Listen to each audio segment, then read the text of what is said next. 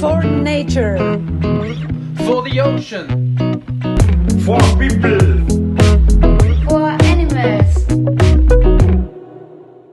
Hey, lovely, beautiful SANUSPLANET community. It's amazing that you're here already again today, because today we have a really special guest. Like always, we have always special guests, really amazing people talking in this podcast.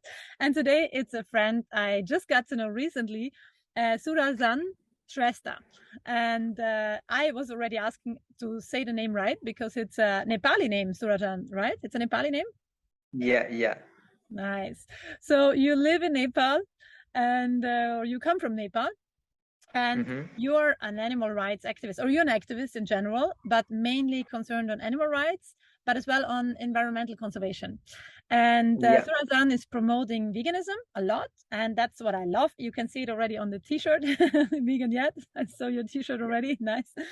And you worked a lot for the Animal Rights Club, which is the ARC, if some of the people who listen know it. You worked as well for the rescue of companion animals, and you raise your voice for working animals like captive held elephants and wildlife conservation, environmental conservation. So I think that we too have a lot to share today. Well, first of all, welcome. Very nice that you take your time to be here. Thank you so much. Thank you, Maggy, for providing me this, inviting me on behalf of SANUSPLANET podcast, and providing me this wonderful opportunity to share my long decade activism for the animals, especially in the animal welfare and rights sector. Thank you again. Yeah, it's a very important cause. So I'm very happy to have people like you who are active, who have people who are doing so much and who got a lot of knowledge already within the last year. So my first question in the end, indeed, is like, how did you even start to become an activist? Why did you become an activist, or what did you bring? What was the first moment that changed your life to be an activist? Or have you always already been connected to animals from small on, or how did that happen? So if you scratch the history, like I was already vegetarian when I was around 10 years old, and since my childhood I have been witnessing animal sacrifice, which happens especially during festival time, and during that festival time, especially that happens in our society, in our neighborhood. And while witnessing those inhuman activities taking place, I used to question myself, and question the nature of humans, like why they are exploiting, why they are, just suppressing those countless voiceless animals who cannot speak for themselves. So in 2012, I got to connect with one of my friends from abroad, who was then promoting humanitarian causes. And so he encouraged me to work for the traditional animal sacrifice issue, since I was already interested in since my childhood. And during a certain interval of time, I began to research more on this traditional animal sacrifice part, and other several issues, animal rights issues within this sector. So that was the time I decided to open and establish an organization which could work for the rights of animals in the future and in the present days then. And I discussed with my friends in my high school, when I was in high school, and gathered my friends and formed a group and named it as an animal rights club. Nice. In high school, that's cool. But later on, I realized that the thing I realized was that opening an organization was not enough, but the main value lies within the small and gradual changes that creates enormous effect through the continuous and effective activism. So I believe that we have been doing that for the last 10 years. I'm pretty sure you have. Yeah, that's amazing. I mean, it's beautiful as well that you were talking to your friends in high school. How did they react on it? Have they been open already for animal rights, or did you have to really push them? Actually, I had some of my friends who are already vegetarian, and there were some friends who were quite good in my circle, and they were ready to support any causes that I lead. And even our principal of that high school was vegetarian due to religious purpose. So yeah, we got quite good support from his as well to organize and create a group within the high school and promote the causes in different other schools through awareness programs. So he helped us a lot through communication while performing all the awareness programs. Yeah, At that time. amazing, nice. So your high school was already vegetarian focused? Actually not, but our principal was vegetarian at the time. Like he still promotes the vegetarian, like to stop animal sacrifice, especially in the festival time. He is not vegan yet, but yeah, he do promotes the peaceful festival. I mean, yeah, like that in the religion. When we talk about the sacrificing animals and festivals, can you mention one? Because at my home, I mean, I know, for example, the Garimai festival. I heard about it. I saw pictures from a friend who was there, and it's horrific to see that. And I cannot even imagine to be there at this moment to really realize or to see and witness what's happening there. Can you explain a little bit what it means to sacrifice animals, why people do that, what is the tradition behind, or what do people believe by doing that? Can you explain a little bit? At my culture, it's not so typical that people really know that so much. Okay, so as many of us know that Nepal has lots of like maximum people, citizens living in Nepal is the follower of Hindu religion. So what happens is that during the Dasai festival, which generally happens in the month of September, so there's one Hindu festival is one of the biggest festival for Hindu followers, and at the time, lots of people sacrifice animals with the think that their wishes comes true if they offer the sacrifice to the goddess Durga. But actually, goddess Durga, if we analyze, the history, the beliefs that we have, and Goddess Durga quite actually won over the demon, and she sacrificed the demon and spilled the blood, but that was to promote the peace rather than sacrificing somebody.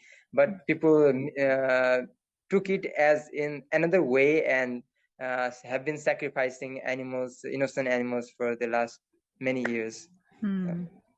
I heard once from a friend who was there in Garimai, at the Garimai festival. She told me that she was talking to some people there and she wanted to understand why people do that. And she said some people answered her that they put nearly all of the money they have into this one animal, to raise this animal so they can sacrifice it then for God to have a better life. But they themselves are not allowed to eat this animal at the end. So they are kind of starving and are hungry, and they are sacrificing an animal to have a better life while starving. It's really hard for me to understand, right? But this is, I don't know, this belief what people have so much, the traditions we believe in and hold on, they are like insane what they are doing with us. I really have a hard time when talking about God and beliefs, and because so many things behind just don't make any sense for me. But I grew up in a different way, so I can't understand it because I have never been there. I have never been raised like that, right? So it's a completely different culture, different foundation I have. It's hard to understand. Yeah, like we have lots of people still going through poverty in our country. So I think the only person, or let's say only image they have, is that they will if they cannot do it themselves, then God is there to take care of them.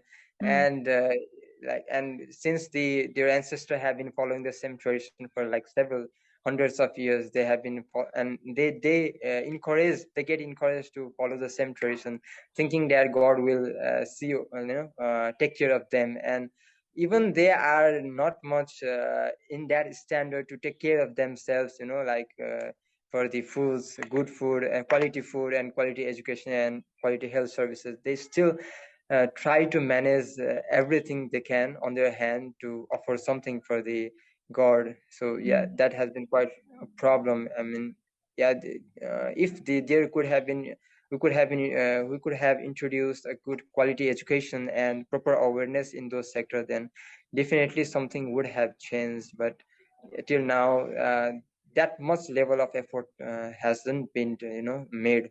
So yeah, the things quite stays the same from the past. Yeah. Hey, I wanted to ask you today as well, the one, if you can maybe mention one of the hard moments you faced as an activist and one of the beautiful moments. Maybe you have something in mind, like something which was so hard for you that you maybe even were crying and it was hard to witness or to see, but as well on the opposite side, some beautiful connection with an animal or some beautiful change in other people you have seen or something which lifted you up. Because I think in life there's always these both sides, right? There's always an up and down. And I know many people, even people who listen to this podcast, sometimes they see, I mean, we people in general, we see the hard things and they are easier to see than the good things, but the good things are always there everywhere. And I think we need to see both. So maybe you want to share both from both sides, one story you have, or so the thing, we have been especially working for the welfare of captive elephants since 2013. So at first, when we started like raising voice for the elephants in 2013, like by writing an article and publishing it in national newspaper. So at the time we were in the initial days of this campaign, we used to who used to get quite threatened by the people living here because the annual festival called International Elephant Race, which was called International Elephant Race then back in 2013, that the tourism entrepreneurs have organized it since 2004 to increase the flow of Western tourists, international tourists in Nepal.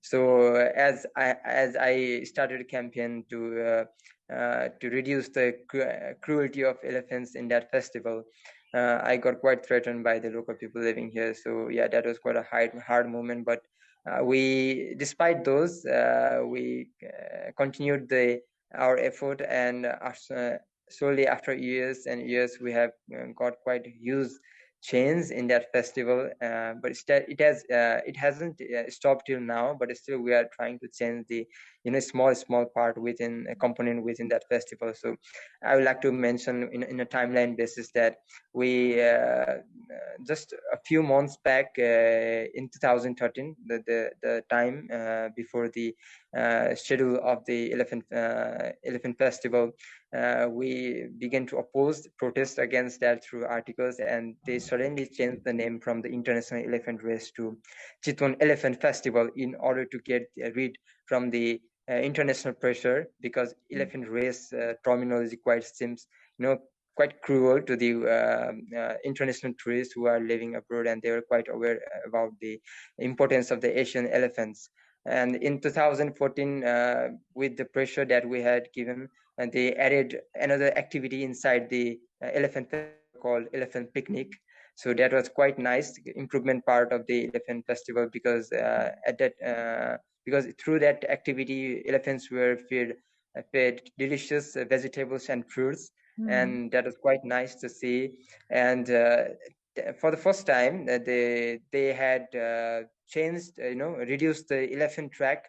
Like at first, they used to have a 150-meter elephant race, and the elephant had to take a U-turn and again come back 150-meter in order to win the elephant race. But later on, as we investigated and and showed that the elephant, being a huge animal, cannot take a U-turn and run like that, and slowly and slowly they in 2014 they have the eyes they probably as well, no? I mean, they have the eyes like on the sides. They don't see forward. They see sidewards. No, it's not a attacking animal. It's like a fleeing animal. So the turn might be different how they see it, right?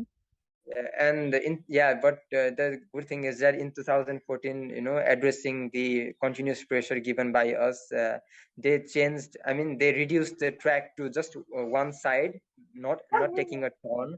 So that was also a small part, but still an improvement part. And in 2015, they again, to get the read from the international pressure, they changed the activity name from elephant race to elephant fast walk, but still all the activities were same, just the change in the name. And in 2016 we protested, like four volunteers from our organization protested inside the elephant festival arena. That was quite threatening as well, because there are lots of people who are opposing us inside that festival. And so for the last time, ox cart race and horse cart race, which had been happening since 2004, was happened for the last time in 2016. So we got to stop the ox cart race and horse cart race in that year. So again, in 2016, the bad thing was that organizers added elephant polo inside the festival, in the festival activity. So the World Elephant Polo Association has already, the pioneer of the elephant polo has already stopped organizing elephant polo, but this Chiton Elephant Festival organizers continued that year.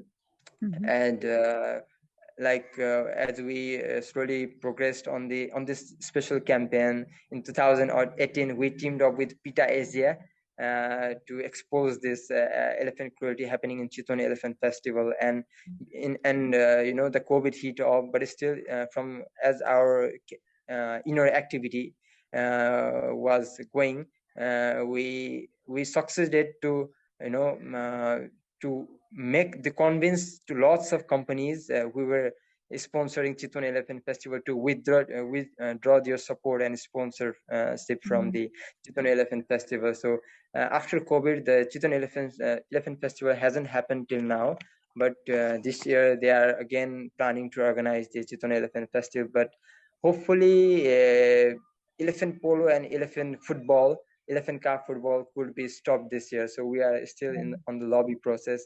So like from the start to here, there are lots of moments where even we had tried to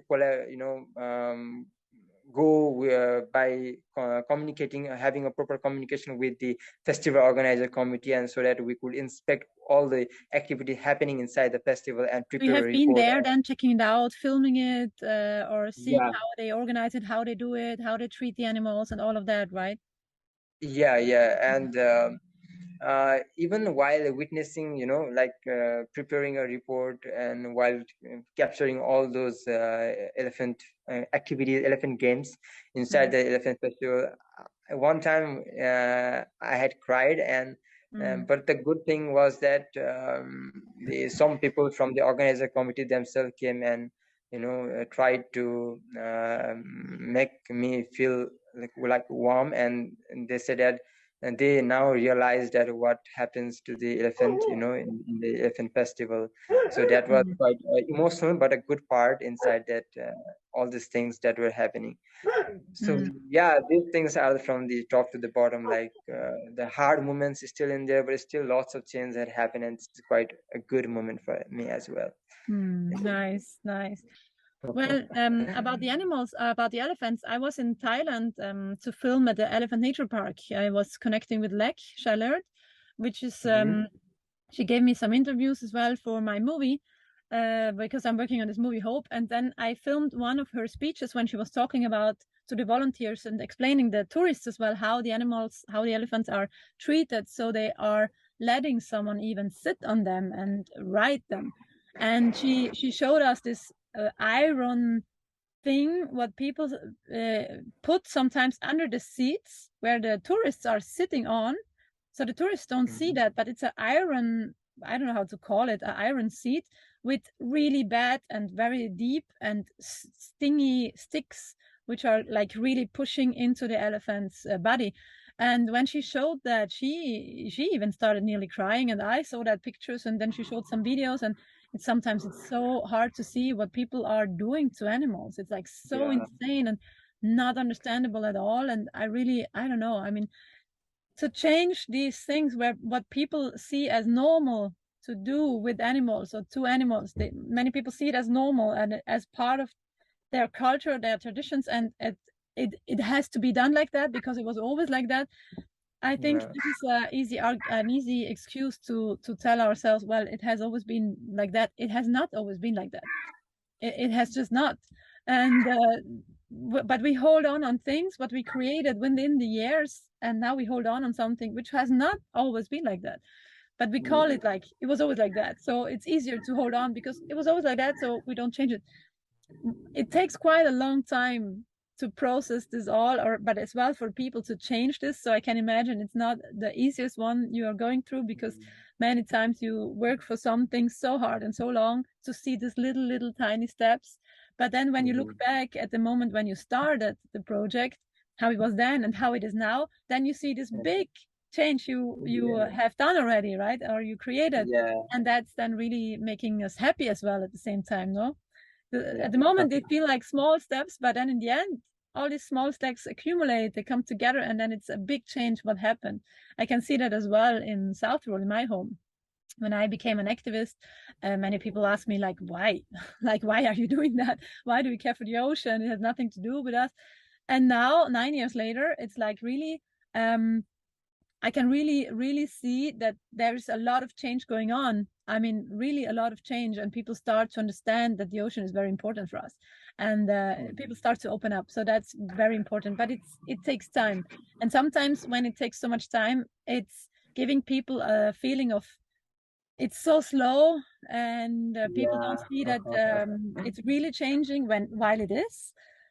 So I think that's what, because it sometimes is so slow, people feel a bit hopeless sometimes because they expect or they want that it's faster. What do you think about hope? How is that for you? I mean, the topic of hope is not always an easy one. How do you feel the hope? Do you always have hope, or do you sometimes lose it as well? Or do you have, how do you deal with hope? Well, I would like to say that hope is something, and like that has helped me to keep continuing the activism, like which I have started since the beginning in 2012, and coming to these 10 years of journey. Like, I think hope is the only thing that has kept me alive in this. And like, yeah, so as a human, there are some moments that we feel quite exhausted with all the things, and but yeah, after certain time we realize that we have a long way to move, and we have a long way to go before this ends. And that all happens due to there's a tiny like little light from the back of the tunnel, that is hope, that which calls us to move forward. And yeah, I think that's the hope is something that matters in the activism. I feel like that. Yeah, I think so too. Hope is something that is very much needed. And when we talk about hope, obviously we are not talking about the hope people have at home, sitting there and just waiting for the hope to come and for everything to be good, but for really the active hope to do something to create the hope we want to see. And that's what we want to encourage everyone who's listening today as well, like all the people from the SANUSPLANET podcast and everyone else who's listening today. Just be active yourself, like even if it's with small steps, but if everyone is being active a little bit, the world can change so much. Can you, Surajan, can you tell me a little bit about the ARC? What are you doing there, or what have you been doing there? Are you still in the organization, or still working for it? Yeah, like I have told, like there are certain moments where you feel quite tired, so exhausted, like working and continuing the same journey. But again, there are some moments which fuels us with the energy to continue that thing. So so recently I had an opportunity to be a part of the first ever Himalayan Vegan Festival, which happened in Kathmandu. And it happens every year, right? The vegan festival. No, I think this is the first time. No, I think it was already, because a friend of mine was there to cook. 2 friends of mine have been there. That's why no, I know. that was, I think that was back in 2016. That was for Asia for Animals conference. That was not the Himalayan Vegan Festival. That's possible. Yeah, okay. Yeah, and Nikki was there. Yes, Nikki, exactly. Nikki and and Justine was there too. Justin. I think Justin. Nice. And yeah, so when I attended that festival, Himalayan Vegan Festival, I got to meet with lots of activists from all over the world, like many parts of the world. And while having conversation with them, I got lots of things in my mind, as a hope, and to move forward with the energy that I used to have. And now, like, I was already sort of exhausted with animal activism for quite some time, but now I'm again fueled up and I'm ready to take the things like I used to do before. So Yeah. yes, we have That's been moving amazing. forward. Like I really have to say, I can't share this so much with you because at my home, there are more and more people who are starting to be vegans and talk about it. But sometimes, especially at the beginning, I felt so alone because I did not have the network, and I felt like, is there no one else caring? But it's not true. There's so many people caring. I just didn't know them. And short time ago, some months ago, we had the first vegan festival at my home, which is not the same like the Himalayan Vegan Festival. It's very much smaller, but it's was really, really beautiful. And there were so many people and so many interested people. And this was so nice and gave me so much energy again, because sometimes we need to go to a place to connect with the people, with so many other people that are like-minded, so we can have the energy to move on. Because sometimes when you're always just talking to people who just don't are on they're not on the same page, let's say it like that, then it's exhausting. And we have to be really careful not to burn out from this exhaustion, talking to people who just seem not to care, which mostly is not true. They just have another opinion and another point of views, which for me don't make so much sense many times. But maybe some point of views what I have had as well once, because I did eat meat when 9 years ago. I did still eat meat and animals, and at the same time I thought I loved them. But now when I think back, it's like, this doesn't make any sense. I mean, it's just like, it just doesn't make sense. So I think I sometimes I feel like when I was there eating meat myself, I did not see it from the point of view where I see it now. And to know that I was there once helps me to reach people who are there much better and easier. But I need the people who are where I am now to connect and to feel not alone and to feel, wow, there are so many who care. So to fill up the energy, this is very important. What do you think about that, right? Yeah, I think the same thing, like there are lots of people in my in this organization called Animal Rights Club who have been volunteering, but the thing is that they get replaced every time, like we have here, there's so much pressure from family to earn something while we get older.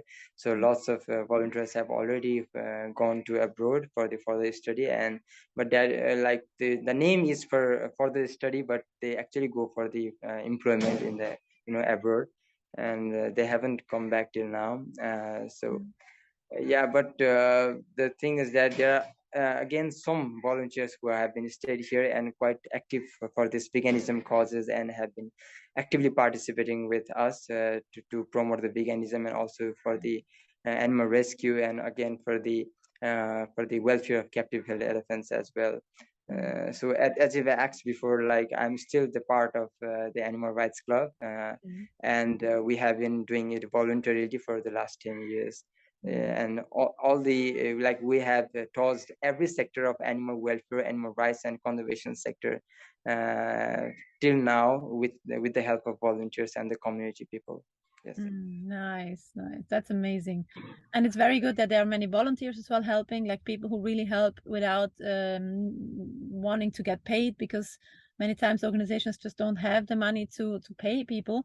So that's good that people help as well for free and volunteer. That's amazing. Yeah, that's important. What are you up to right now, or what are you on project? I mean, you just came back from the vegan festival, right? How was that? How was the vegan festival in general? Yeah, it was good. Like there were lots of speakers, international and national and international speakers from different areas of the animal rights sector and veganism. And even I got to meet with lots of people who I have only heard about but haven't got to meet. But in festival, like you have mentioned before, like Lek Chailert from the Save the Elephant Foundation. Was she and I there? got to, yeah, she was there. Oh, nice. And it Amazing. was quite good to listen her speech and her experience with the elephants. And there are lots of people from health sector to give information about veganism from the nutritional perspective. And there were lots of activists like Maneka Gandhi from India. She is a politician, as we all know, and she was also there.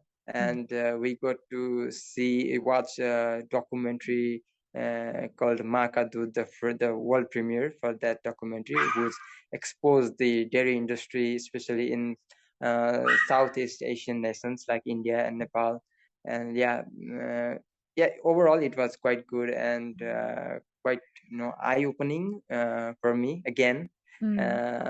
And I got to meet with lots of people, and now after the festival, like, I have lots of international vegans in my connection, my Facebook and Instagram at the moment. Nice, it's amazing. Yeah, to be connected, and then to show as well that it is not just.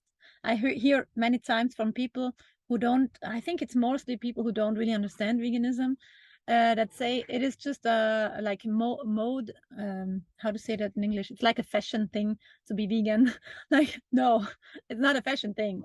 It's so much more. It's a lifestyle, a choice of living a life without cruelty, without giving anyone cruel, and creating suffering in this world, or at least with the will of doing that. Because even in vegan products, it's not always 100% perfect. The products themselves are not made from animal parts, but sometimes the way they are created can be as well not the best. I mean, there are as well good products vegan, and they're bad.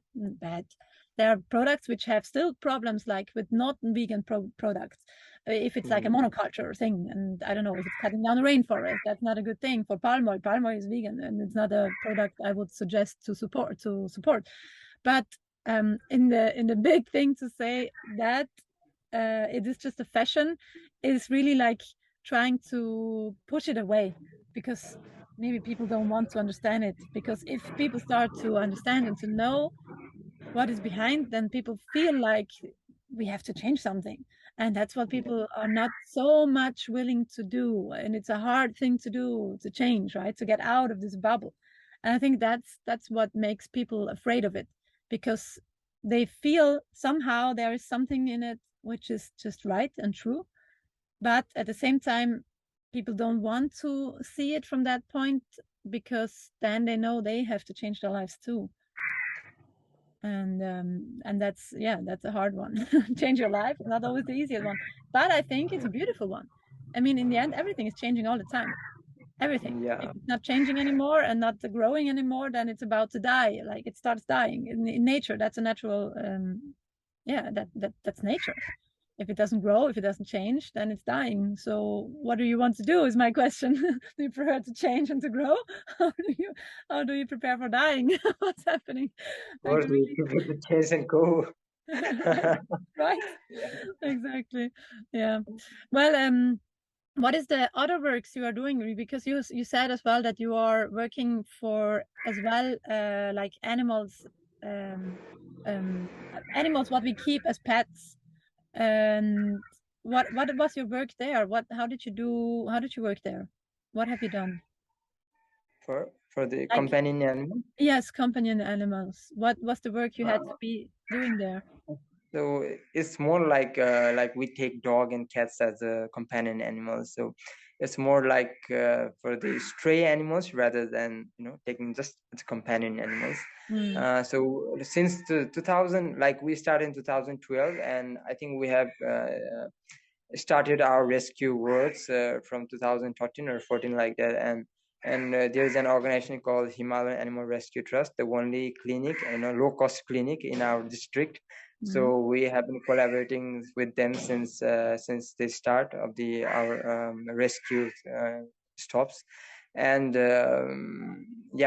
we, like, till now we have been successfully been able to rescue more than 100 stray animals, including dogs, cats, and ox, and abandoned cows who cannot produce milk anymore, and they are left in the street, abandoned. So we have been helping trying to rescue them as well, because there are lots in the street, and they often get hit by the big vehicles, and they get injured in such a way that they cannot stand ever again, and they have to die on the road. So we work especially to comfort them in the last time, after the accident. There are no hospitals which could cure them.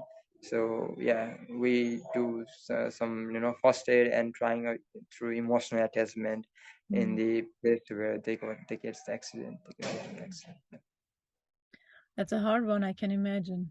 When you see an animal which was hit by a car, and you can't do much but just be there and show it that there is some support, there are some people who care. That's not an easy one, I think.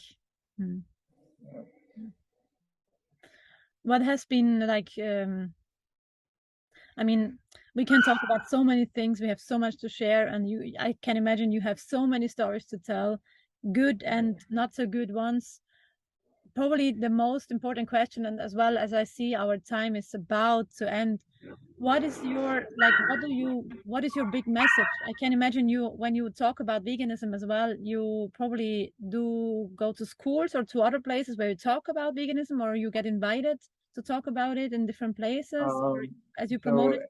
So in the beginning time when we started our campaign, we used to go different schools and colleges and aware the students, young students, about the vegetarianism and veganism.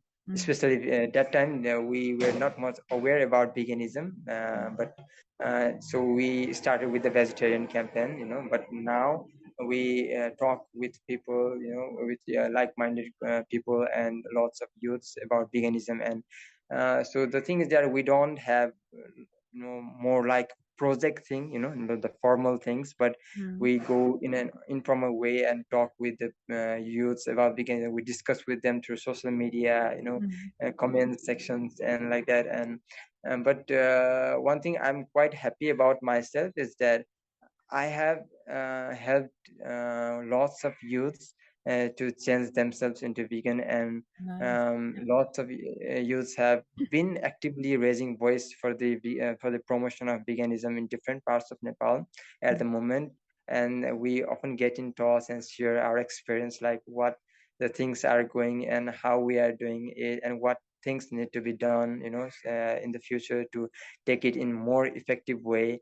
So like that. And there are lots, even in my family, and there were like I haven't been able to completely stop the consumption of meat in my family, but the consumption has reduced to much more lower level, talking about my parents and even other members of my family. So yeah, I think I've been able to get a good grasp on the campaign that I have been moving forward for the promotion of veganism. Yeah. That's amazing. I can see that in my family too as well, a lot. And what do you think?